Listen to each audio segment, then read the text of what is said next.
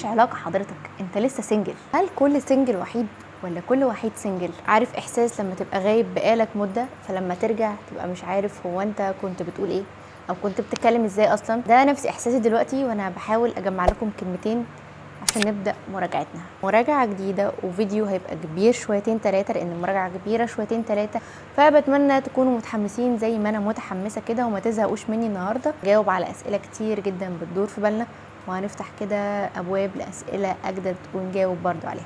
فيلا نبدأ فيديو النهاردة، وما تنسوش انكم تشجعوني زي ما بتشجعوني دايما بكومنتاتكم واللايك والسبسكرايب. يلا بينا نبدأ فيديو النهاردة.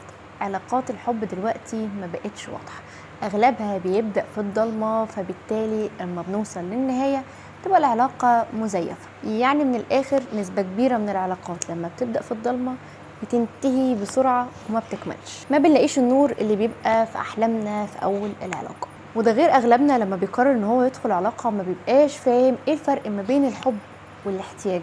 هو في فرق؟ في فرق، والفرق كبير جدا. كتاب النهارده اللي هكلمكم عنه هو كتاب المدام سنجل. الكتاب ده للكاتبة أماني علاء، خريجة كلية الآداب قسم علم النفس، واستشاري علاقات أسرية وتعديل سلوك، وكمان لايف كوتش. ونجينا للحق، اكتر حاجة جذبتني للكتاب ده كان الغلاف من بره، مميز جدا بالنسبة لي فجذب انتباهي، فما قدرتش مشتريهوش من معرض الكتاب. الكتاب على ما اظن او على ما فهمت ان هو اصدار مشترك من دار العليا للنشر والتوزيع ودار الرسم بالكلمات، لان هتلاقوا على الكتاب الدارين دول. خلوني أبدأ كلامي عن مشاعر الاحتياج. أغلبنا لما بيدخل علاقة بهدف الاحتياج أو بمشاعر الاحتياج بيبقى عامل كأنك حاطط كده خطة أو هدف معين عايز توصله من العلاقة دي. يعني أنا ناقصني شوية مشاعر أبوة فدخلت العلاقة دي عشان شريكي حسسني بمشاعر الأبوة، أو أنا محتاجة لفلوس فشايفة إن الشخص ده معاه فلوس بقدر كافي فهيقدر يحقق لي شوية أمنيات أنا عاوزاها، أو أنا أهلي مش سامحينلي إن أنا أخرج وأتفسح غير في وجود شخص أبقى على علاقة بيه، فبالتالي أنا هدخل العلاقة دي وهكمل معاه عشان الشخص ده يبقى سبب إن أنا أعرف أخرج وأروح وأجي. ففي النهاية لما بنقرر ندخل علاقة قايمة على الاحتياج بتبقى عاملة كأنك راسم إطار معين هيوصلك لهدفك وأنت هتتحرك داخل الإطار ده. لكن الحب هو مشاعر بتتولد فعليا صدفة، عشان كده دايما بنتكلم عن الحب من اول نظرة. فكرة انك تبقى قاعد كده مع شخص وحسيت من جواك بشوية مشاعر اتجاهه وانت مش عارف ايه سببها، الشخص ده ما عملش اي حاجة يبهرك بيها، انت حاسس انك مرتاح ومبسوط في وجود الشخص ده من غير ما يعمل اي حاجة، فبالتالي هي مش قايمة على اسس او ثوابت معينة انت من وراها هتوصل لحاجة معينة، لا، هي شوية مشاعر جت من عند ربنا سبحان الله فجأة خليتك حاسس بالحب اتجاه شخص معين. فعشان كده قلت لك في فرق كبير جدا ما بين الحب وما بين الاحتياج. فبالتالي لما اجي اسألك هل كل سنجل وحيد او كل وحيد سنجل، لازم الاجابة تكون منك اكيد لا، لان فكرة انك تدخل علاقة بعيدة كل البعد عن مشاعر الحب، بمعنى اصح خالية من المشاعر، فده معناه انك مازلت سنجل. قررت الكاتبة أماني إنها تكمل كلامها عن بدايات السنجل في ذكرها للأمهات اللي ما زالوا سنجل. أمهات وما زالوا سنجل، أمهات وما زالوا سنجل، أمهات اللي لسه عايشين مع أزواجهم مفيش أي مشاعر مشاركة، مفيش أي مشاعر حب، هما متواجدين كده وعايشين لمجرد ان هما يسدوا بعض الاحتياجات. ده بيكون ليه نتيجة كبيرة جدا معكوسة على الأطفال في المستقبل. بتكمل أماني كمان كلامها عن صناعة الراجل. تعالى كده أسألك سؤال وتجاوبني عليه في الكومنتات. هل في علاقة بين حالة المرأة ومعاملة الراجل؟ يعني بمعنى أصح ممكن الراجل يأثر على حالة الست؟ عندنا 3 أنواع من الرجالة اللي بنعتبرهم سيئين جدا. أول نوعية من الرجالة دي هو الراجل العنيد، واللي أغلبنا ما بيقدرش يتعامل معاه وبتكون الحياة معاه صعبة جدا. تاني راجل معانا هو الراجل السلبي، والراجل السلبي من وجهة نظر الكاتبة هو الراجل اللي ملوش دور في الحياة، تحس كده ان هو شخصيته ضعيفة، مش قادر يشاركها، مش قادر يبقى وجوده ملموس وواضح في حياتها. واخر نوع معانا وهو الراجل البخيل. الراجل البخيل بيبقى بخيل في كل حاجة في حياته، بيبقى بخيل في مشاعره، في تصرفاته، في مادياته، بمعنى أصح بيبقى راجل عنده مشكلة في العطاء بشكل عام. وكده كلمتكم عن 3 أنواع من الرجالة بيأثروا على حالة الست فعلا بسبب سوء طباعها. فالكل ست خليك عارفة إنك مش حقل تجارب، ولا انتي لوحة بيضة الراجل بيشكلها على مزاجه ويقعد يرسم ويفنن فيها زي ما هو عايز. هو عموما في الحياة خليك عارفة ان مفيش حد له الأحقية ان هو يشكل ويغير فيكي على مزاجه. انتي المسؤول الوحيد في حياتك عن شخصيتك، ومفيش حد نهائي له الأحقية انه يغيرك على مزاجه. فخليك عارف او خليك عارفة ان نفسك امانة هنتحاسب عليها، وان لو كل واحد فينا فضل يضحي بطبعه عشان علاقة معينة او ارتباط معين، ده معناها ان احنا هنوصل في النهاية ان احنا نبقى اشخاص مزيفين. بمعنى اصح فقدنا لهويتنا او طبيعتنا الاساسية اللي اتخلقنا بيها. عايز اقولك ان مهما كانت ثقافة الست، البيئة اللي اتولدت فيها، المجتمع اللي هي عايشة فيه، اي كان اللي حواليها او اي كان اللي طلعت عليه، ففي حاجات اساسيه كده في كل ست مشتركه. 5 حاجات فعليا موجوده في كل ست ثابته، وبحس كده لو هي مش موجوده في الست او انت مش قادر تلمسها في الست اللي معاك، فده معناه ان في خلل وفي حاجه مش طبيعيه في الست دي. ايه اول حاجه بقى اللي هكلمك عنها؟ وهي مشاعر الغيره. مهما كانت الست حلوه ومهما كانت الست واثقه في نفسها، فمشاعر الغيره دي اساسيه في اي ست. تاني مشاعر معانا وهي مشاعر القلق. مهما كانت الست اللي في حياتك مامتك، اختك، صاحبتك، حبيبتك، فهتلاقي ان مشاعر القلق دي ثابته عندهم كلهم، لدرجه ان احيانا الراجل بيتضايق، اللي هو انت بتقلقي عليا قلق محسسني ان انت مامتي مش شريكه حياتي. فانا عايزه اقول لك ان جميع الستات اي كانت نوع علاقتها بيك فهي في طبعها وفطرتها القلق. فكره مشاعر القلق دي لازم تكون فاهمها كويس جدا مع الست، وتكون كمان مقدرها. ثالث حاجه في تفاصيل الستات وهي الدلال. كنت بحب دايما اشوف في المسلسلات والافلام القديمه لما الولد او البنت بيروحوا يقولوا حاجه لمامتهم عشان هي اللي تروح تطلب الحاجه من باباهم، لان دايما عارفين ان طالما الام هي اللي راحت تطلب الحاجه يبقى الاب اكيد هينفذها له. وده معنى الدلال بالنسبه لي، انها دايما عندك حاجه مختلفه، ان كلامها بالنسبه لك بيتقدر، ان طلبها بالنسبه لك بيتنفذ. وده مش معناه انك بتوافق على اي حاجة حتى لو الحاجة دي كانت غلط، بس فكرة ان الست اللي عندك دي عندها دلالة عليك، قادرة انها تقنعك، قادر انك تقدرها لكونها ست، فده بيولد جواها مشاعر حلوة جدا وما بتخسرش انوثتها معاك. رابع حاجة معانا في الست ثابتة هي احساس التواصل. خلينا عارفين ان اي علاقة بالنسبة لنا ممكن تكون كاملة او مستمرة بيبقى اساسها اساسا ان في تواصل كويس ما بين الراجل وما بين الست. الست بطبيعتها بتحب انها تتكلم، بتحب انها تشارك، بتحب انها دايما يكون في تواصل بينها وما بين شريك حياتها. في كتير من الرجاله ما بيحبوش ده، وبيبقى دايما رد فعلهم ان هم بيصدوا الست، او اللي هو انا مش قادر دلوقتي، انا مش عايز اسمع دلوقتي، او انا مش مهتم اعرف التفاصيل دي.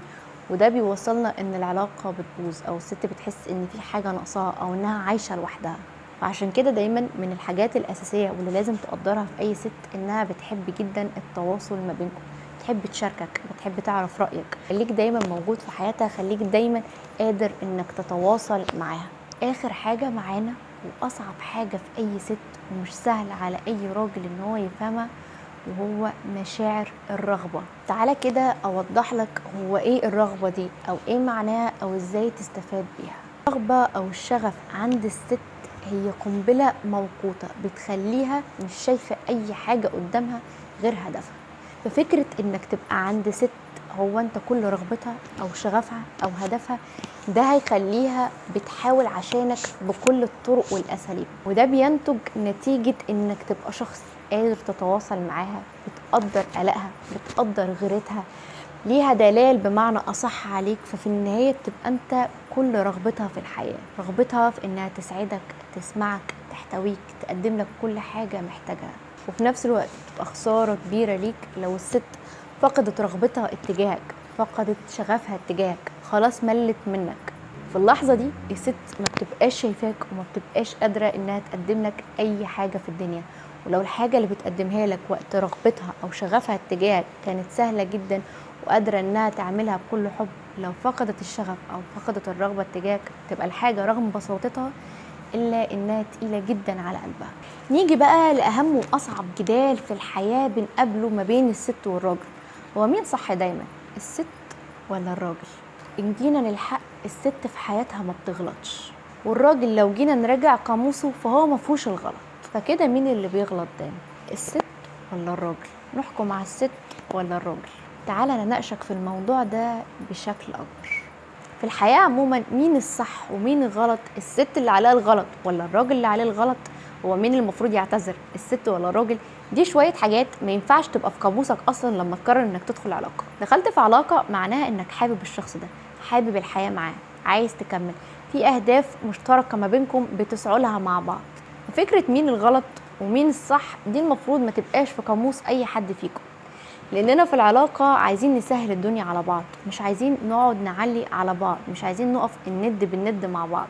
فبلاش تكون في قاموسكم مين الصح ومين الغلط، بلاش نعلي على بعض، خلونا دايما بنكمل بعض. الكاتبة هنا بتدينا نصيحة بشكل حلو جدا في حياتنا، بتقولك خلي بالك ان بيتك ما يبقاش من ازاز. ده يعني ايه؟ بيوت كتيرة بنشوفها حوالينا شكلها من بره جميل جدا ومبهر، وتحس كده ان يا دول عايشين حياة حلوة، ده العلاقة بينهم مريحة، وده تفسير لمعنى البيت اللي من ازاز، انه من بره كده بيلمع عامل زي اللؤلؤة. لكن لما بنيجي نقرب ونشوف تفاصيل البيت ده بنكتشف ان هو خربان، مليان خرابيش، مش زي ما هو ظاهر من بعيد.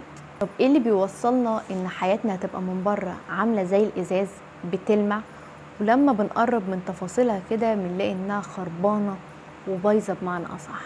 الكاتبة هنا بتكلمك عن تزييف العلاقات بهدف انك تظهر قدام الناس بصورة جميلة وان مفيش زيك ومفيش في علاقتك. لما بنقرر ان احنا نجمل الحاجة من بره عشان عيون الناس تفضل شايفانا ان احنا مختلفين او ان احنا عايشين حياة مختلفة وعايشين حياة مريحة، ده عمره في حياتك ما هيوصلك لحاجة كويسة. حلو جدا انك تبقى محافظ على بيتك وان اسرارك ما تبقاش بره وان الناس ما يبقوش شايفين المشاكل اللي جوه بيتك، بس مش حلو ان يبقى هدفك انك دايما بتسعى انك تظهر للناس بره ان بيتك من بره حلو وهو اساسه جواه خربان.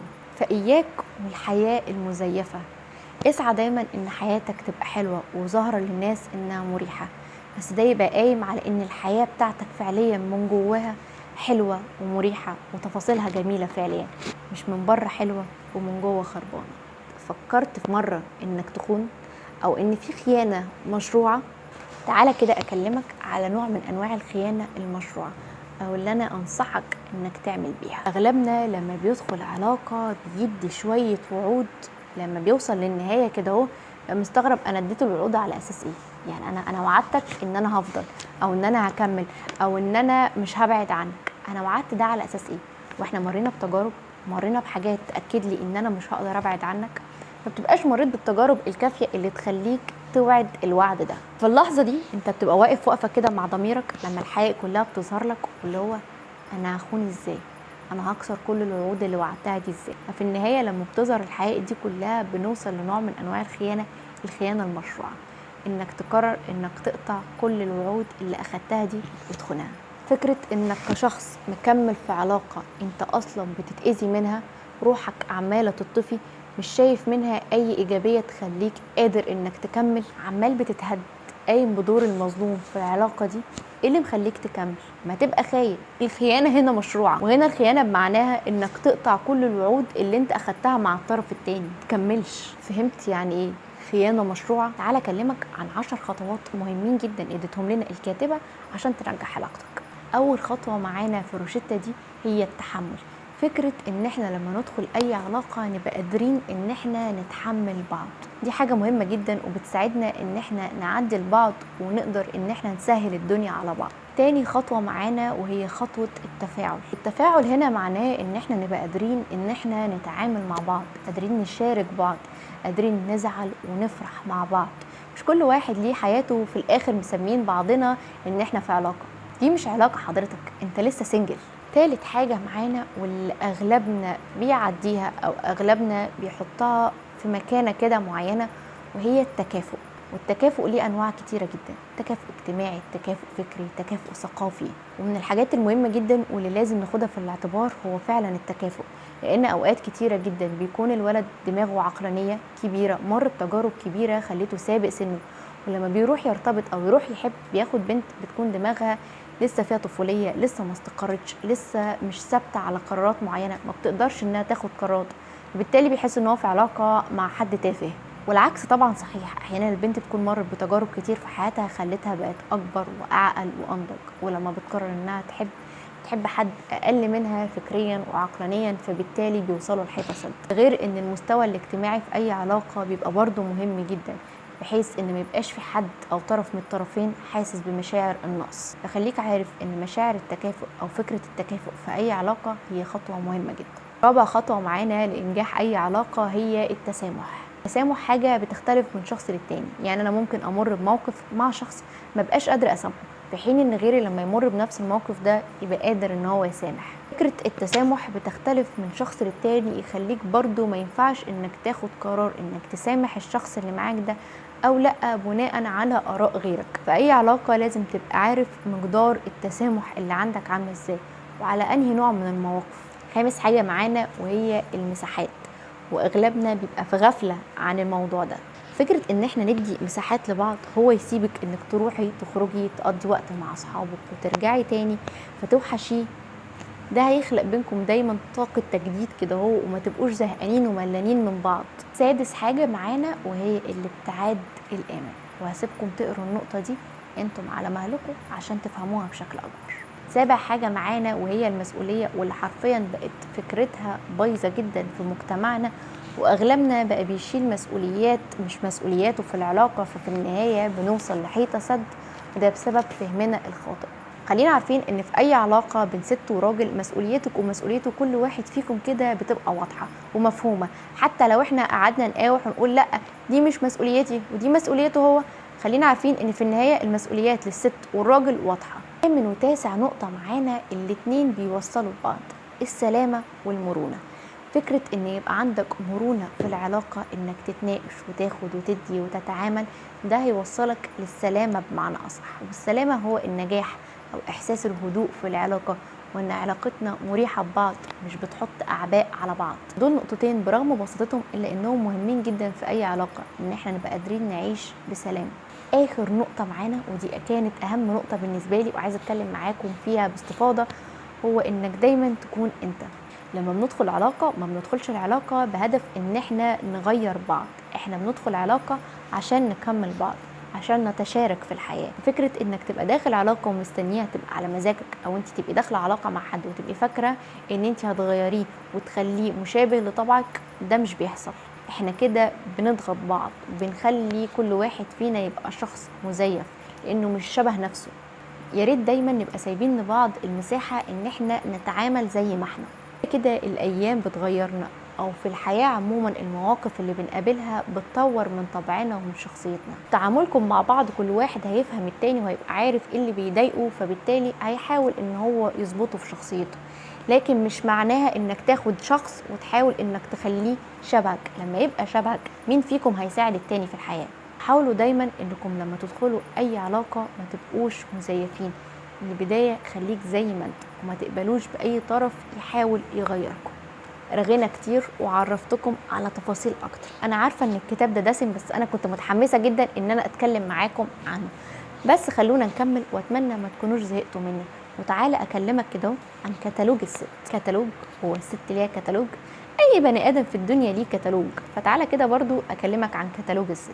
هقول لكم في كتالوج الست كده شوية اساسيات، وانت لما تقرر انك تقرأ الكتاب ده هتفهم الاساسيات دي اللي انا قلتها لك. اول حاجة واللي اغلبنا عارفها، ان مش كل اللي بتقوله الست هو اللي عاوزاه. يعني زي مثلا لما تدخل معاك في خناقة وتقرر تقولك ان ما تكلمنيش تاني، بيبقى في الاغلب مستنياك تكلمها. تاني حاجة معانا وهو انك ما تزهقش من كلمة او سؤال مالك. عايزاك كده يبقى نفسك طويل دايما في السؤال، لانك لو قررت ما تسألش فانت هتبقى شخص مهمل، ولو قررت تسأل فهي مش هتجاوبك من اول مرة. فعايزاك دايما تبقى عارف انت هتعد لحد كام، او مش عارف بس المهم انك تسألها مالك. ثالث حاجة معانا وهو انا عايزاك تاخد بالك منها، لو الست زعلتك او انت زعلتها، في الحالتين انت اللي هتصالحها. وده مش معناها انك تيجي على نفسك وتبقى المواقف كبيره فعلا جدا ومش قادر انك تروح تصالحها فتحاول انك تروح تصالحها. لا، انا بكلمك في شويه بهارات الحياه اللي بتعدي علينا في يومنا كده. نيجي بقى الرابع نقطه واللي يمكن كانت غريبه بالنسبه لي لانها مش في طبعي انا او مش في كتالوجي كست، وهي انك ما تصدقش مواعيد. وهنا الكاتبه بتكلمك على ان الست ملهاش مواعيد ثابته، ما ينفعش تصدق اي وقت هي بتقوله لك. انا الصراحه في النقطه دي بالذات اختلفت شويه مع الكاتبه، بس عايزاكم تقروا الكتاب وتقولوا لي انتم رايكم ايه في الموضوع ده. نيجي بقى لخامس نقطه ودي مهمه جدا وقلتها لكم بطرق مختلفه في الرغي اللي انا رغيته قبل كده، وهي انك تسمعها. الست جدا بتحب الراجل اللي هو قادر ان هو يسمعها ويسمعها بحب، عشان هي لو ركزت مع تفاصيلك ولقيتك انك متضايق او مكشر وانت بتسمعها او في لا مبالاه منك، فصدقني هتبقى ليله نكد. سادس نقطه معايا وحقيقي انا بمتن جدا لكل راجل قادر ان هو يعملها مع الست اللي بيحبها، هو انه يصدقها. نيجي بقى على النقطه اللي بعدها واللي تقريبا اغلب بوستات السوشيال ميديا بتتكلم عنها، بس انا برضو مختلفه مع الكاتبه عنها، وهي انك تركز مع صاحبتها. ركز مع صاحبتها، انا مختلفه مع النقطه دي يا جماعه. يعني ايه اركز مع صاحبتها؟ بس هو بعض البنات فعليا رايهم مش من دماغهم. بالنسبه لي البنت اللي قراراتها مبنيه على اراء صاحبتها او على اراء اي ست غيرها، فده بالنسبه لي الست دي ما وصلتش للنضج الكافي او ما وصلتش للعقلانيه الكافيه، وبحس ان انا مش مطمنه لها.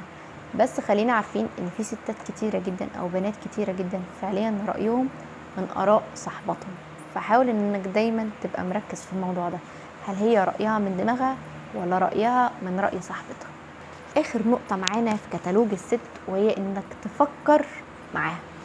ممكن تحكي لك موضوع وما تبقاش مستنيه رايك بالظبط هيبقى ايه، بس هي بتبقى مستنيه انك تديها اهتمام في انك تفكر معاها، تدي كده اهميه وقيمه لمشكلتها حتى لو كانت مشكلتها بالنسبه لك مشكله تافهه، بس فكره انك تحاول تفكر معاها وانك تحاول كده تحسسها بالاهتمام ده هيفرق جدا في علاقتكم. اتكلمنا عن كتالوج الست وعن انواع الرجاله وعن روشتة العلاقات الناجحه وتفاصيل كتيره جدا.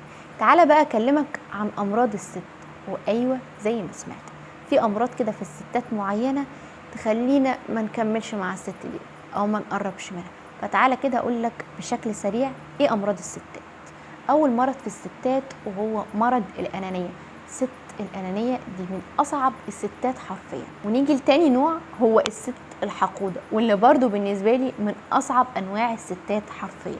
ده غير طبعا الست الشكايه واللي في نظري بتبقى ست نكديه، هي طول ما هي قاعده حرفيا بتشتكي من قالوا قلنا وعملنا ورحنا وجينا وانا متضايقه وانا مضغوطه. حرفيا الست اللي بتبقى حياتها مبنيه على كده، فهو ربنا يكون في عون الراجل شريكها، وربنا يكون في عونك انت نفسيا في تحملك لنفسك. كتر الشكوى هيوصلك لحياه كئيبه، هتبقي مش شايفه غير سواد حواليكي. واخيرا الست المسيطره او اللي شايفه نفسها انها قادره انها تسيطر، وده بيخلي ان جوزها شخصيته ضعيفه او قد تكون مش موجوده. دي انواع امراض الستات. تعالوا بقى اكلمكم عن حاجه تانية مهمه.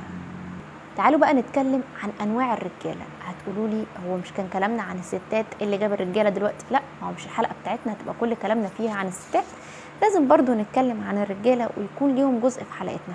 تعالى اكلمكم عن انواع الرجاله اللي ما تصدقيهمش. يعني انت الراجل ده لما يعدي عليكي كده في حياتك ما تصدقيهوش. اول راجل ما تصدقيهوش هو الراجل اللي كلامه بيتغير مع كل موقف، ملوش حاجه ثابته، ملوش كده اساس في اي حاجه، ملوش ثوابت عنده في حياته، وكل موقف بيقابله وكل موقف ليه ردة فعل، ليه تصرف، ليه حاجة، فبالتالي انت ما بتبقيش فاهماه، هي الحياة ماشية معاه كده. تاني نوع من الرجالة ما تصدقهمش هو الراجل الاستغلالي، اللي حرفيا ماشي في حياته كلها عشان يستغل الفرص لصالحه هو. وتالت نوع من الرجالة اللي برضو ما تصدقهمش هو الراجل كثير الوعود.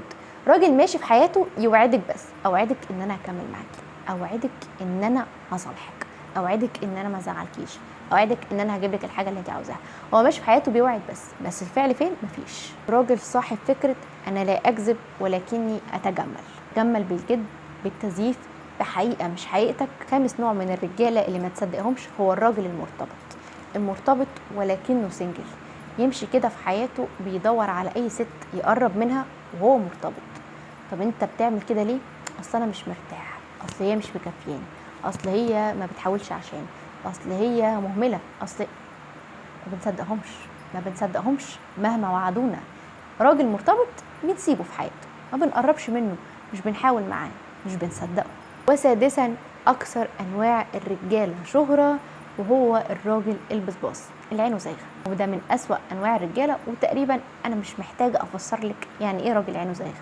واخر نوعين من الرجاله ما تصدقهمش هو الراجل الكامل والراجل الحشري. الراجل الكامل بغض النظر عن ان فكره ان راجل كامل دي مش موجوده وما تصدقهاش فعليا، ان الكمال لله وحده، لكن في رجاله بتبقى الموضوع قايم معاها بان انا كامل، انا عندي كل حاجه، انا اقدر اوفر لك اي حاجه، انا مفيش زيي. الراجل ده ما بنصدقهوش لان كل اللي هيقوله هو حرفيا عكسه حاصل. واخيرا الراجل الحشري. دور الحشريه ده انا ما بشوفوش غير مع الستات. الست دايما هي اللي عندها الفضول والحشريه والتطفل. ففكره ان تبقى صفه موجوده في الستات بغض النظر عن انها صفه غلط، بس تبقى موجوده في راجل، اكيد وصل لكم المعنى. والحاجه اللي قبل الاخيره واللي حابه برضو ان انا اكلمكم عنها هو انك ازاي تبقى في علاقه امنه، علاقه مريحه، علاقه حاسس فيها بامان. حدد دايما ايه الحاجات اللي بتسعدك، وابقى عارف دايما ايه الحاجات اللي بتسعد شريك حياتك، وخلي شريك حياتك دايما معاك بيتفاعل معاك، وعارف برضو ايه اللي انت بتنبسط منه. الحاجات دي بتساعدك انك تبقى في علاقة صحية آمنة. تاني حاجة معانا واللي لازم تبقى واخد بالك منها هو انك دايما تحافظي او انك دايما تحافظ على انك تبقى شخص واضح. بلاش فكرة الغموض في العلاقات او ان احنا نخبي صفات او طباع فينا. خليك دايما واضح مع شريك حياتك عشان دايما تبقوا راسين على بر في كل مواقف هتقابلوها. ثالث حاجة معانا هو انك دايما تفتح قلبك. افتح قلبك دايما لشريك حياتك، تبقى كده قادر انك تستحمله وتشاركه وتناقشه. طالما اخترت حد تبقى انت واثق فيه، طالما واثق فيه يبقى مفيش سبب يخليك انك ما تفتحلوش قلبك. واخيرا وليس اخرا في مراجعتنا النهارده، اهربي من اي اذى عاطفي انت محطوطه فيه. فرق كبير جدا ما بين الخلاف وما بين الاذى العاطفي. الخلاف او الخلافات ده دايما بيمر ما بين اي اتنين في الطبيعي، بس مهما زاد الخلاف بيبقى في النهايه عارفين ان احنا هنوصل لحل يرضينا، هنتصافى بمعنى اصح وعلاقتنا هتكمل. لكن الاذى العاطفي عامل زي دايره من الاساءات ومن الخلافات ومن المشاكل اللي بتاخد من روحك وبتطفيكي وما بتوصليش للنهايه. هي دوامه انت بتدوري فيها كده اهو وبتموتي فيها بالبطيء. فاياكي والاذى العاطفي، ما تكمليش في اي علاقه فيها اذى عاطفي بالنسبه لك. ده تبقى خلصت مراجعتنا النهارده. طولت كتير عليكم بس الكتاب كان لازم يتناقش بالتفاصيل، في حاجات كتيره جدا لسه ما قلتها لكمش بس انتوا هتكتشفوها بقرايتكم للكتاب. الكتاب 300 وحاجه صفحه، ما يناسبش حد تحت سن 18 سنه لانه حرفيا يتناسب مع اي حد داخل على علاقه، يعني لو مجتمعات فيها الزواج فيها من سن بدري فارجوكي تقري الكتاب ده. لو مجتمعات الطبيعيه بتاعتنا ان بالنسبه لي بيكون فيها مثلا الجواز من اول 21 سنه، فالكتاب ده انت لازم انك تقراه.